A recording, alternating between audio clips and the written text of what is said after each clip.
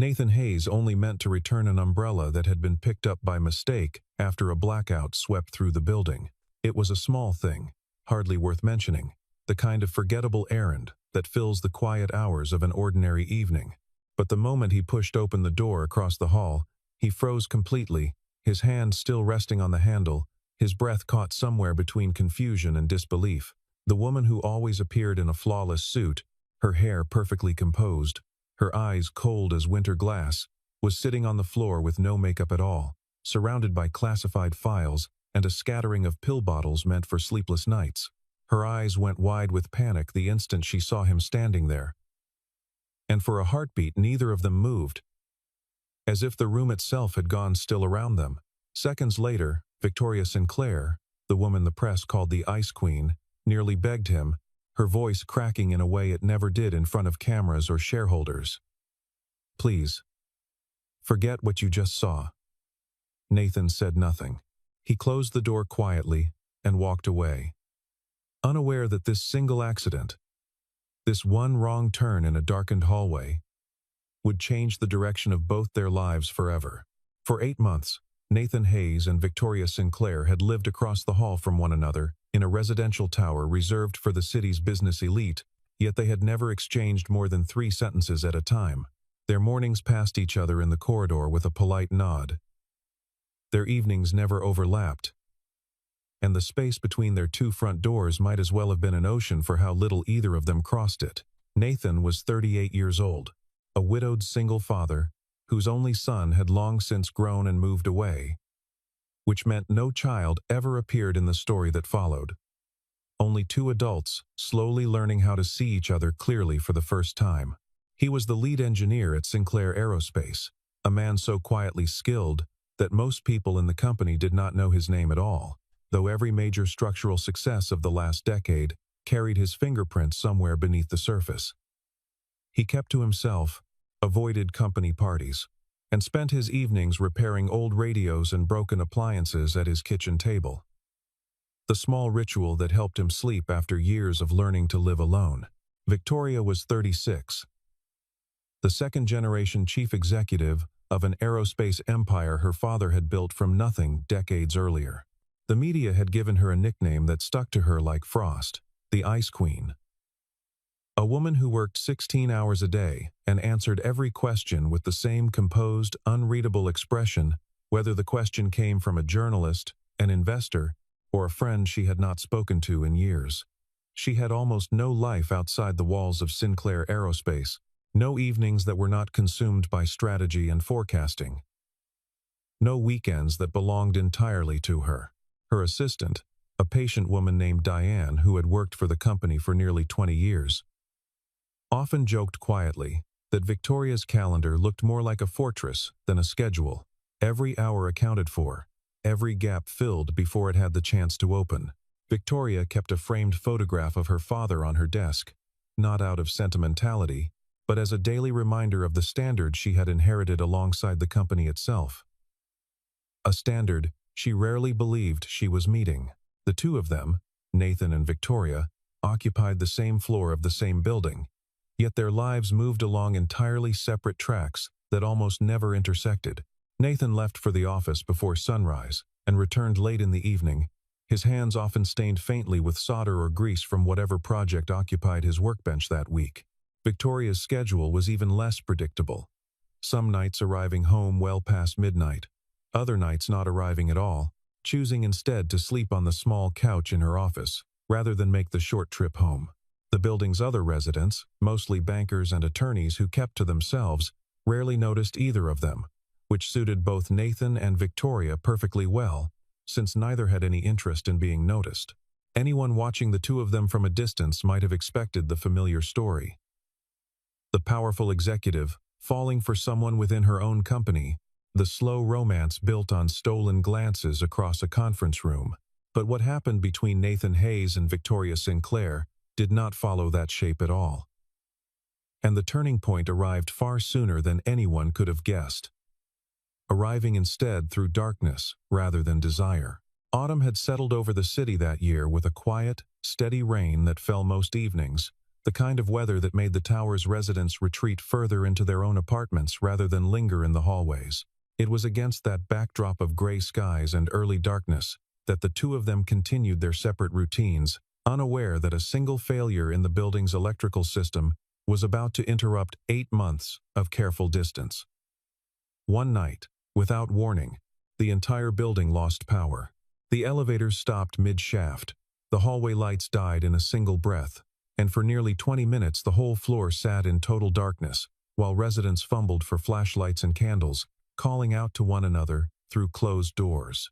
Somewhere below, a generator groaned and failed to catch, and the building settled into the kind of silence that made every small sound feel enormous.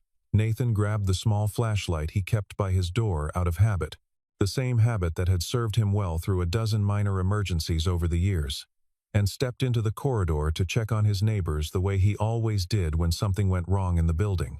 The two apartments on that floor had been built from an identical layout, mirror images of each other down to the placement of the light switches. And in the dark, disoriented by the unfamiliar shadows and the absence of any landmark he could trust, Nathan mistook the door across the hall for his own. He pushed it open without thinking twice, expecting the quiet, ordinary comfort of his own living room. The worn armchair, the half-finished radio on the table, the smell of coffee from that morning still lingering faintly in the air. Instead, the beam of his flashlight landed on Victoria Sinclair sitting on the floor of her apartment. And he stopped moving entirely, his hand frozen mid-motion against the doorframe. She looked nothing like the woman on magazine covers or in boardroom photographs, nothing like the composed figure who dismissed reporters with a single sentence and silenced entire rooms with a raised eyebrow. There was no lipstick, no tailored blazer, no carefully arranged hair swept back into its usual severe knot. She wore an oversized sweater with sleeves pulled down over her hands, her hair pulled back in loose disarray, and dark circles ringed her eyes like bruises she had been carrying for months without anyone noticing. Scattered across the floor around her were files stamped with confidential merger language, pages spread out like a losing hand of cards, a laptop glowing with unfinished reports she had clearly abandoned mid-sentence. Several bottles of prescription sleep medication sat within arm's reach, along with a strip of anxiety pills half-pressed from its foil, and a mug of coffee that had long gone cold beside a legal pad covered in crossed-out numbers. It was the private wreckage of a woman who had spent years convincing the entire world she never broke, the hidden underside of an image polished so carefully that even her own board members had forgotten a person lived beneath it. Victoria shot to her feet, her face draining of color, her hands instinctively moving to gather the papers scattered around her, though there was no way to hide any of it now. For a moment, neither of them said a single word, the flashlight beam trembling slightly in Nathan's hand as he tried to decide where to look. When she finally spoke, her voice was barely above a whisper, stripped of every ounce of the authority she wielded in board meetings, stripped even of the practiced calm she used with strangers on elevators. "Please," she said, "forget what you just saw." Nathan apologized immediately, the words tumbling out of him with genuine embarrassment, and he stepped back into the hallway and pulled the door shut behind him without asking a single question, without letting his eyes linger a second longer than necessary on the scattered evidence of a life falling quietly apart. He walked back to his own apartment, the correct one this time, found immediately by the small scuff mark on the doorframe he always used to tell the two doors apart in the dark, and said nothing more about it, not that night, not the next morning, not to anyone at all. Victoria did not sleep at all after he left. She sat awake through the darkness long after the power returned, the hum of the refrigerator kicking back on somewhere down the hall. Convinced that by morning the entire company would know her secret, she imagined the whispers spreading through the hallways of Sinclair Aerospace. Imagined the headlines that might follow, the CEO who fell apart behind closed doors, exposed at last as human rather than the machine everyone assumed her to be. She had spent 15 years building an image of complete control, brick by brick, meeting by meeting, and now a stranger from across the hall, a man whose name she barely knew beyond the one listed on an engineering roster, held the one piece of her that she had never allowed anyone to see. She rehearsed what she would say if he brought it up, how she would explain the files, the medication, the exhaustion soaking into every hour of her life. But morning came, and none of it was needed. In the boardroom the next day, Victoria found herself watching Nathan more closely than she ever had before, searching his face for some flicker of knowledge, some hint that he intended to use what he had seen. There was nothing. Nathan sat through the meeting exactly as he always did, calm, focused, entirely unremarkable in his silence, taking notes on a legal pad and offering brief and precise answers when a technical question was directed his way. He offered no curious glances across the table, no whispered comments to the colleagues seated beside him. No lingering pause before or after the meeting that might have suggested he remembered anything at all. During the break, while coffee was poured and small talk filled the room, one of the junior managers remarked that Victoria always seemed like a machine, incapable of feeling anything at all, the kind of comment people made when they assumed she was too far away to hear it. Nathan, without looking up from his notes, simply replied that he imagined everyone had difficult days, even people who never let it show. It was such a small sentence, offered without any weight or intention behind it. Yet it landed somewhere Victoria had not expected. She happened to be standing just beyond the doorway when she heard him say it, her coffee growing cold in her hand as she paused to listen. Something in her chest loosened for the first time in longer than she could remember, a small release of tension she had not realized she was carrying. It was the first time in years that anyone had extended her the benefit of doubt, without demanding an explanation first, without treating her exhaustion as a weakness to exploit or a story to sell. She realized, standing there in the hallway, that she had spent the entire morning bracing for betrayal from a man who had shown no interest in betraying her at all. That evening, quietly and without telling anyone, she decided to learn who Nathan Hayes actually was. She pulled his personnel file from the internal system, something she rarely did for anyone below the executive level, scrolling through years of performance reviews and project summaries with a growing sense of unease. What she found left her genuinely astonished. Nathan had led more than a dozen critical engineering projects over the past decade, had held dozens of patents registered quietly under the company's name, and had turned down 3 separate promotions to senior leadership, each time insisting the credit for his work belonged to the teams around him rather than to himself alone. Every manager who had ever supervised him used some version of the same word in their evaluations, calling him brilliant, meticulous, and entirely unconcerned with recognition, a rare combination in a company built on ambition. Victoria sat at her desk long after the office had emptied, the city lights blinking outside her window, staring at a file that told the story of a man she had walked past in the hallway for 8 months without ever truly seeing him. She realized, with a discomfort she rarely allowed herself to feel, that she had spent years measuring every person in the building by numbers on a spreadsheet, by performance metrics and quarterly output, and had never once paused to consider the person behind the work. That night, the two of them crossed paths again in the elevator, the small metal box carrying them both down to the lobby, in a silence that felt different now, less empty than before. Neither mentioned what had happened days earlier, though the memory sat quietly between them like a third passenger. Nathan simply asked whether the power in her apartment had been fully restored, a small, ordinary question that carried no weight of judgment in it at all. Victoria felt the corner of her mouth lift into the first real smile she had allowed herself in weeks, small and brief, but genuine. For the length of that elevator ride, the distance between the Ice Queen and the quiet engineer across the hall seemed to shrink by an inch, though neither of them said anything further before the doors opened, and they parted ways in the lobby. But the calm did not last long. Within days, an international investment fund approached the board with an offer to acquire a controlling share of Sinclair Aerospace, and the number attached to the proposal was staggering enough that most of the board seemed ready to accept it without much resistance. Victoria felt the pressure close in around her from every direction. Investors eager for a payout, board members eager to protect their own positions, and a father's legacy sitting on her shoulders like a weight she had carried since the day she inherited the company at 29 years old. The chairman of the board, a heavyset man named Grant Whitfield, who had served alongside Victoria's father for nearly 30 years, argued forcefully in favor of accepting the offer, insisting that the valuation alone justified moving forward without further delay. Other board members nodded along, seduced by the size of the number rather than the substance of the agreement itself, and within the first meeting alone, the deal had gathered enough momentum that reversing course seemed almost unthinkable. Victoria sat through those discussions with a growing unease she could not fully articulate, some instinct telling her the offer was too generous to be entirely honest, though she lacked the specific evidence needed to slow the process down. Deep within the engineering division, far from the boardroom conversations where the deal was being quietly celebrated, Nathan noticed something troubling buried in the technical details of the acquisition. A clause that would quietly hand over the company's core proprietary technology to a rival firm disguised behind layers of legal language. He read the clause 3 times before he trusted his own understanding of it, then pulled up the original patent filings to compare them against the proposed terms.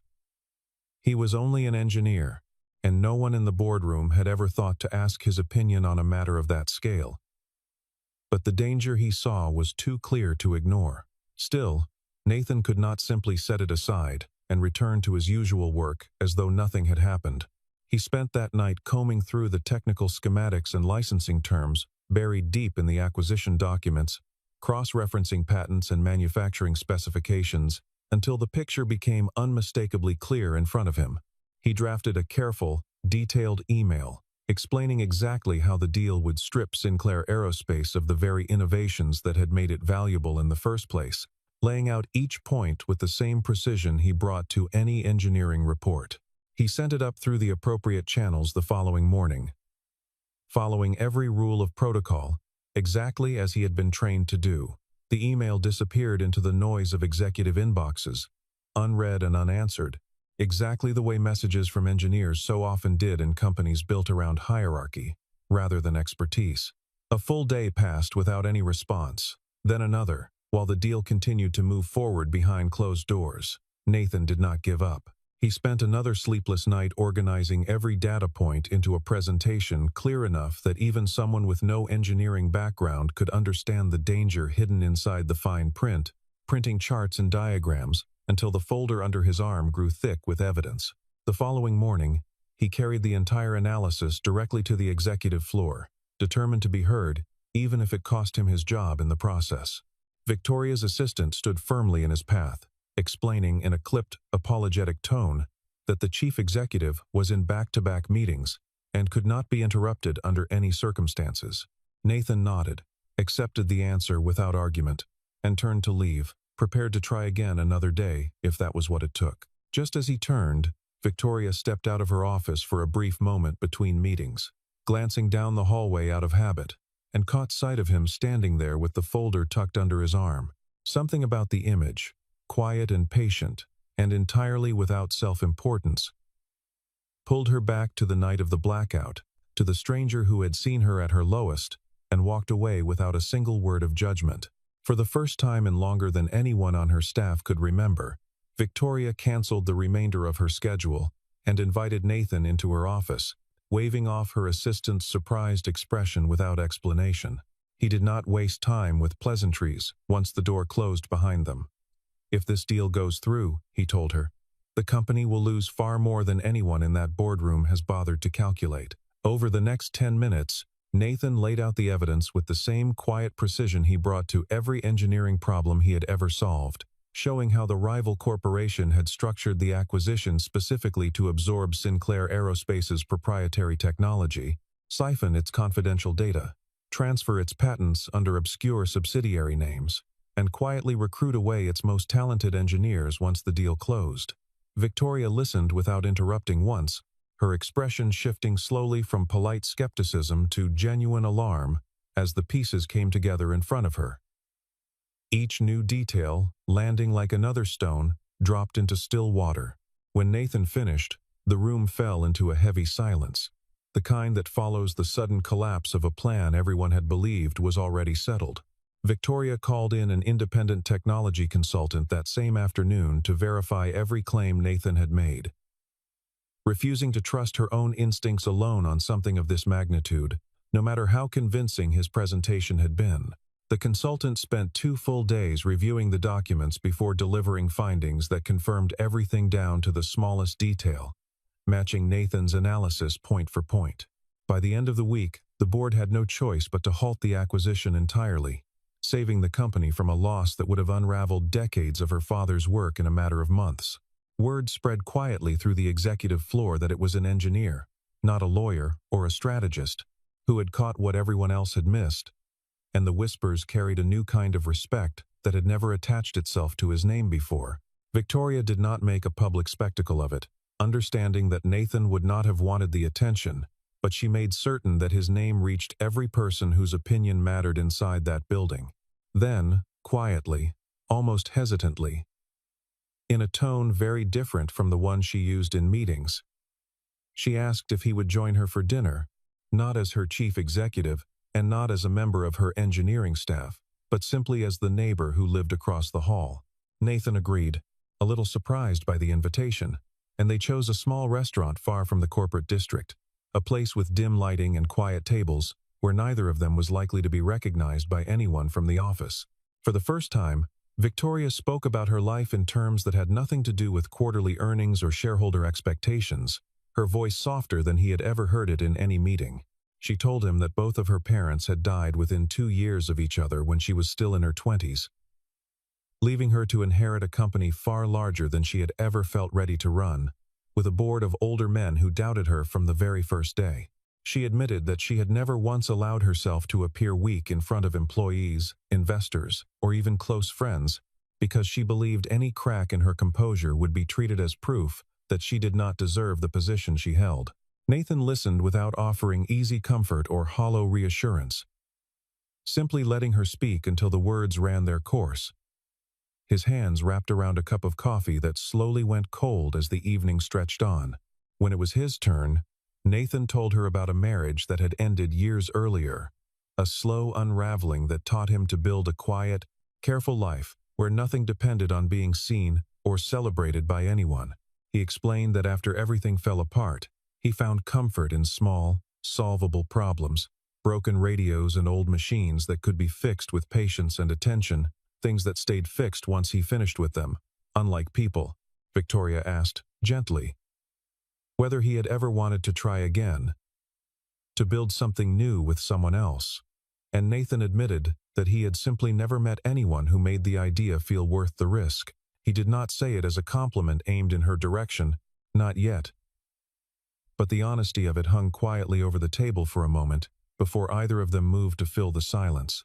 Victoria found herself unexpectedly grateful that he had not tried to turn the moment into something more than it was, that he trusted the silence enough to let it simply exist between them without needing to be resolved. Victoria studied him for a long moment before asking the question that had followed her since the night of the blackout, wondering aloud why he had never told a single person about what he witnessed in her apartment, not even as a passing comment to a friend. Nathan answered simply that it had been her apartment, not a boardroom, and whatever happened behind that door belonged to her alone to share or keep as she chose. Victoria said nothing in response for a long moment, but something in her expression, a softening around the eyes, told him the answer had settled somewhere deep inside her, further than words could have reached. Their conversations grew more frequent after that evening, though never rushed and never dramatic. Two people, slowly discovering a kind of comfort neither had experienced in years, meeting for coffee before work, or sharing a quiet dinner after long days. Sometimes they said very little at all, sitting together on Nathan's small balcony while the city hummed below, content simply to share the silence, rather than fill it with unnecessary conversation. Victoria found that she no longer reached for her phone the way she once had, no longer felt the constant pull to check her messages every few minutes, as though some part of her finally trusted that whatever needed her attention would still be there in an hour. Nathan, in turn, found himself looking forward to the sound of her knock in a way he had not anticipated, a small anticipation that surprised him each time it appeared. Neither of them called it anything yet, unwilling to attach a label to something still finding its shape, content to let the evenings accumulate one at a time, without forcing them into a definition. It was, both of them privately admitted much later, one of the steadiest periods either had known in years, precisely because nothing about it demanded to be announced or explained to anyone else. Then, without warning, a member of the board was discovered to have been quietly selling confidential company information to outside investors, information that soon found its way into financial news outlets eager for a scandal involving Sinclair Aerospace. Reporters camped outside the building for days, and the company's stock dipped sharply as speculation spread faster than any official statement could contain it. Victoria found herself doubting nearly everyone around her, replaying conversations in her mind and searching for signs of betrayal in people she had trusted for years, unable to eat properly or sleep through a single night. The one person she never doubted, even for a moment, was Nathan, and she found herself relying on his steady, methodical mind to help untangle the mess unfolding around her company. Victoria brought in an outside law firm to run a formal investigation, but she also asked Nathan, quietly and outside of any official capacity, to look through the technical access logs that recorded which internal accounts had touched the leaked documents. It was tedious work, hours spent comparing timestamps against calendar entries and badge swipes, the kind of task most people would have found unbearably dull, but Nathan approached it with the same patient attention he gave to any malfunctioning circuit. Together, working late into the night over documents and financial records spread across her dining table, they traced the leak back to a senior board member named Marcus Bell, a man who had grown resentful after being passed over for a larger role within the company 2 years earlier. Nathan approached the investigation the same way he approached any faulty system, tracing each connection patiently until the source of the failure revealed itself beyond any doubt, cross-referencing email timestamps and financial transfers with the same discipline he applied to engineering schematics. When the evidence was finally laid out in full before the board, Marcus Bell resigned quietly, rather than face a public scandal that would have followed him for the rest of his career, slipping out of the building through a side entrance before the news could spread. The company's reputation, badly shaken by the leaked information, began to recover almost as quickly as it had been damaged. Aided by a carefully worded statement, Victoria delivered herself, without hiding behind lawyers or public relations teams. The financial news outlets that had once speculated so eagerly about internal chaos at Sinclair Aerospace pivoted just as quickly toward praising the company's swift and transparent handling of the crisis, a reversal that surprised even Victoria's own communications team. She held a single press conference, answering every question directly, rather than routing them through prepared talking points, a decision that unsettled her advisors, but ultimately restored more confidence than any polished statement could have managed. Employees who had spent the previous weeks anxiously refreshing news sites during their lunch break began to relax, and the atmosphere throughout the building slowly returned to something resembling normal, though everyone privately understood that the company had come uncomfortably close to disaster. Much of that recovery was owed to the quiet engineer who had spent his nights combing through numbers no one else had thought to question. And in gratitude, the remaining board members offered Nathan the position of Chief Technology Officer, a title that would have placed him permanently among the executives he had spent his career quietly avoiding. One of the older board members pressed him, asking why any reasonable person would decline a promotion that came with such a significant increase in salary and influence. Nathan answered simply that influence had never been something he wanted, and that he measured his days by whether something worked better when he finished with it than when he started, not by the size of the office attached to his name. Nathan turned the offer down without much hesitation, explaining that he had no interest in trading his workbench and his hands-on problems for an office on the executive floor, no matter how prestigious the title sounded to everyone else in the room. Victoria, listening to his explanation from across the conference table, found herself smiling in a way that surprised even her, a smile she did not try to hide from the rest of the board. That, she told him quietly once the room had emptied and the others had filed out, is exactly why I need you. It was not the title she wanted attached to his name, but the steadiness of his character, the same quality that had made him walk away from her secret without ever once trying to use it against her. Later that week, for the first time since the night of the blackout, Victoria found herself standing in front of his door. And this time, she was the one who chose to knock. She had spent the afternoon baking a small cake in her own kitchen. an activity she had not attempted since she was a teenager. Flour dusted across the counter, and a slightly uneven layer cooling on the rack, determined to prove she could manage something outside of spreadsheets and shareholder reports. When Nathan opened the door, she held it out to him with a faint, self-conscious smile, telling him that this time she was fairly certain she had knocked on the correct door. Nathan laughed, a genuine, unguarded sound she had rarely heard from him in 8 months of polite hallway nods, and invited her inside for tea, moving aside a half-repaired radio to clear a space on the table.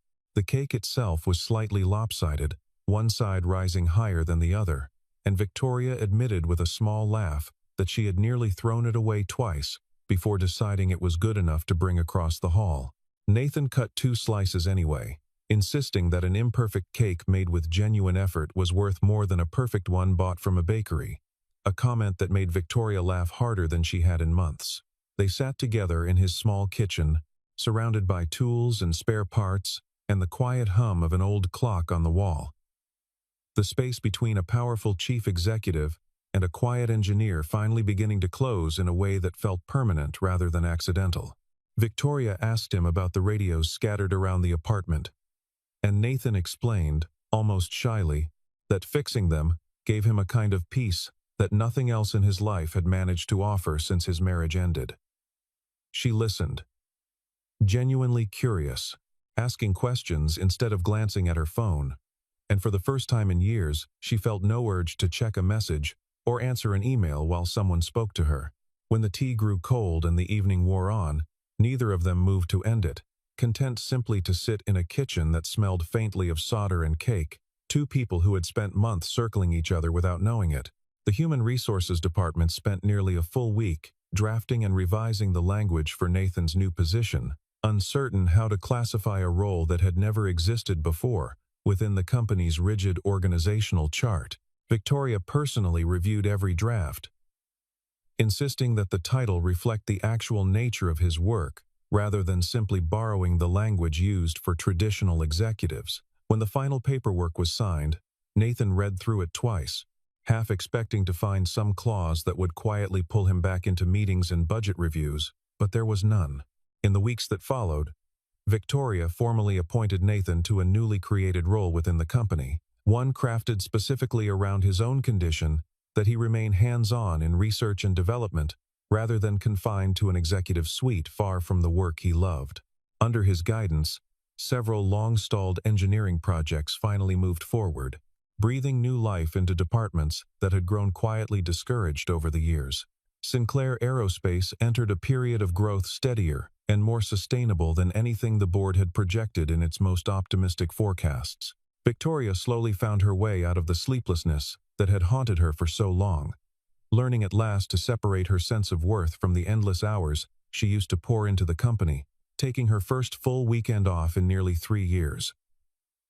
Nathan, too, began opening parts of himself he had kept closed off since his marriage ended, allowing himself, cautiously, to build something outside the walls of duty and routine, something that did not need to be fixed in order to be valued. On a quiet evening near the end of that autumn, the 2 of them stepped out into the hallway together, the same corridor where everything between them had first begun with a single wrong door on a night neither of them had planned for. Nathan turned to lock his apartment behind him, the familiar click of the latch settling into place, a sound that had once marked the end of his day and now simply marked the beginning of an evening they would spend together. Victoria looked across the hall at the door that had once held her deepest secret, the door she had once feared would become the end of everything she had built. A faint, easy smile crossed her face as she considered how strange it was that the worst night of her privacy had somehow led her to the steadiest presence in her life, a man who had asked for nothing in return for his silence. "Sometimes," she said softly, "all it takes is opening the wrong door to finally find the person meant to walk the rest of the way beside you." There was no dramatic downfall for anyone in the story. No scandal engineered for spectacle. No villain paraded in defeat before a crowd of onlookers. Marcus Bell, the board member who had betrayed the company, faded quietly out of the narrative, his name mentioned less and less until it disappeared from conversation entirely, and the investment fund, that had once threatened to dismantle everything Victoria's father had built, simply withdrew and moved on to other pursuits elsewhere. What remained, in the end, was something far steadier than triumph over an enemy. A quiet victory built entirely on competence, patience, and integrity, rather than revenge or public humiliation. Nathan never once used what he had seen that night against Victoria, never mentioned it to a colleague, never let it slip even in the privacy of their growing closeness, unless she brought it up herself. Victoria, in turn, never forgot the value of a man who chose silence over gossip when he had every opportunity to do otherwise, who could have sold the story to a reporter, or leveraged it for his own advancement, and instead simply closed a door and walked away. Their story, in the end, was not about the collision of two different worlds, the powerful executive and the humble engineer, though it might have looked that way from the outside. It was about the discovery that respect for another person's privacy is the truest foundation any trust can be built upon. And that trust, once earned honestly, becomes the most valuable thing either of them would ever hold, in business or in love. Months later, when the season had turned again, and the rain that once fell so quietly outside their windows gave way to clearer skies and longer afternoons, colleagues at Sinclair Aerospace began to notice a subtle shift in the woman they had once called the Ice Queen. She still carried herself with the same discipline, the same sharp focus in every meeting, the same refusal to let sloppy work pass unchallenged. But there was a warmth beneath it now, a willingness to laugh quietly at something Nathan said across a conference table, a patience she extended to junior employees that had rarely existed before. She began leaving the office before dark on most evenings, something her assistant noted with quiet astonishment, and she stopped answering emails after 9 at night, unless the matter was truly urgent. Nathan, for his part, remained exactly as unassuming as he had always been, still repairing old radios late into the evening, still deflecting credit toward the engineers who worked beside him whenever a project succeeded, still the same man who had once closed a door quietly and asked for nothing in return. He never grew comfortable with the attention his new role occasionally brought him, and he still preferred the quiet hum of the workshop to the polished silence of the executive floor. No headlines were written about their relationship, no public announcement made from any stage, because neither of them had ever needed an audience to know what they had built was real. It remained, instead, a quiet understanding between two people who had learned, through accident and honesty, that the most important things rarely arrive with noise or spectacle, but settle in slowly, evening by evening, the way trust always does. They had simply been two neighbors, living across a narrow hallway from one another for 8 uneventful months, until one wrong door and one unspoken promise turned proximity into something neither of them had been searching for, yet both had needed all along.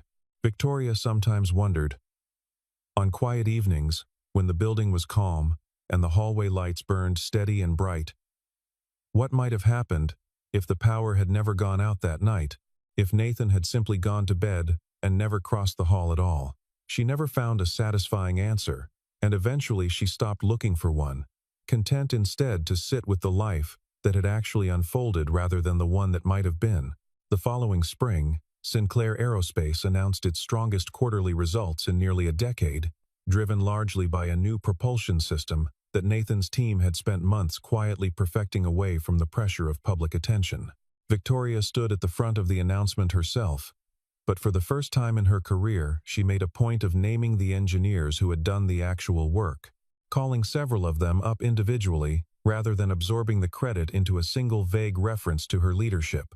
Nathan stood near the back of the room during the announcement, arms crossed, visibly uncomfortable with the attention even as his colleagues turned to congratulate him, and Victoria caught his eye across the crowd with the same small, private smile she used only with him. Later that evening, away from cameras and shareholders, she told him she had learned that lesson from watching how quietly he had always given credit to others. A habit she had once mistaken for a lack of ambition and now understood as something closer to genuine strength. Their life together settled into a rhythm neither of them had experienced before, built from small, ordinary moments rather than grand gestures.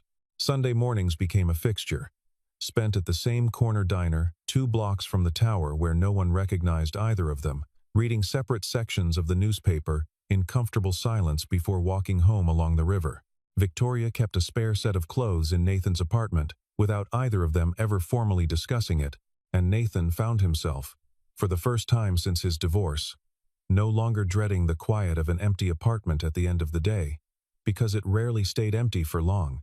Neither of them rushed toward any particular milestone, content to let the relationship grow at its own pace, the same patient pace Nathan brought to every machine he ever repaired, understanding that some things could not be hurried without breaking. Perhaps that was the truest measure of what they found together. Not a story shaped by grand declarations or dramatic reversals, but one built patiently, evening by evening, silence by silence, until trust became something neither of them ever had to question again, and a wrong door became, in the end, exactly the right one.